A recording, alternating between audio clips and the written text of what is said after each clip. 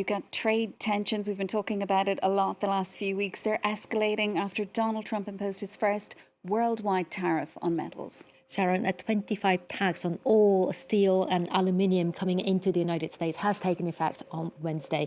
Unlike with the tariffs imposed on those metals during his first term, which ended up exempting many US trading partners, the administration is vowing to close all loopholes this time and raised the duty on aluminium to 25%. The measure has drawn swift retaliatory action from the EU and Canada. Luke Traeger has more. In the face of expanded US tariffs of 25% on global aluminium and steel imports, the largest exporter of the two materials to the United States didn't mince its words. I am announcing that the Government of Canada, following a dollar-for-dollar approach, will be imposing 25% reciprocal tariffs on an additional $29.8 billion of imports from the United States. Nearly $30 billion Canadian, almost 19 billion euros, will hit everything from US steel to aluminium cans, sports equipment and computers. It comes in addition to another 19 billion worth of goods Ottawa subjected to levies earlier in the month in response to Washington's initial round of tariffs, and Canada isn't alone. With the US removing exemptions to its 2018 tariffs, the European Union announced measures of its own on Tuesday worth around 26 billion euros. Beyond all steel and aluminium, the EU's hitting everything from industrial to agricultural products and is specifically targeting items from Republican-held states, with many of the tariffs set to come into force on April 1st, though Brussels continued to keep the door open for negotiation. The good way to solve problems is to talk and to address the problems and find solutions, and we are open for this.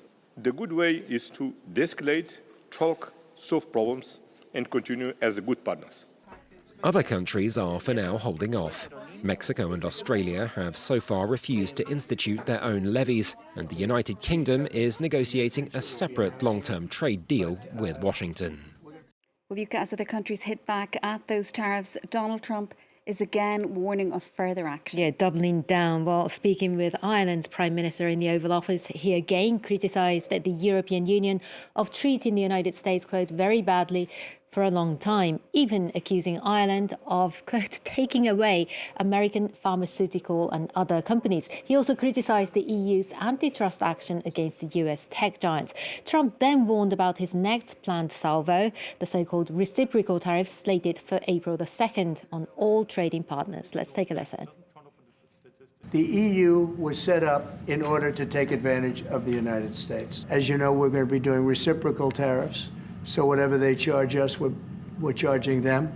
Nobody can complain about that. Whatever it is, it doesn't even matter what it is. If they charge us 25 or 20% or 10% or 2% or 200%, then that's what we're charging them. To the metal tariffs for a moment, Yuka. Who exactly are the main suppliers of steel and aluminium to the US? Well, Canada tops the list for both steel and aluminium, and that by far. The EU comes in second for steel in terms of volume. The United States doesn't buy a lot of steel directly from China, which is the world's largest producer of the metal, but Chinese steel does make its way into the United States through other countries and products. Beijing is now hit with 45% tariffs on both metals as they are imposed on top of a 20% duty on all products. And how are those sweeping tariffs set to benefit the American economy then? Well, Donald Trump has repeatedly said tariffs will boost production and create jobs within the United States.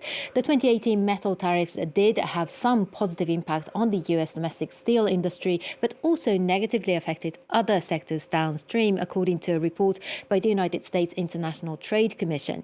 It found that between 2018 and 2021, steel production in the US increased by 1.9% and aluminium 3.6%, while the price of domestically produced metals also went up slightly. This translated to a production increase in value of about $2.25 billion in 2021 for those industries combined. But that gain was more than offset by a $3.5 billion decline in production downstream for industries that use the metals, from automobile to machine making to cutlery manufacturing. So how have the markets been responding to all of this? Well, after the turmoil we saw earlier in the week, it was a better picture on Wall Street this Wednesday, boosted by the latest inflation data that showed prices grew at a slower than expected pace of 2.8% in the United States in February. The Dow Jones still ended the day, though, in the red, but tech shares rebounded strongly to prop up the Nasdaq. And that's it for business. Yuka, thanks so much for all of that. Yuka Roya there with all the day's business news.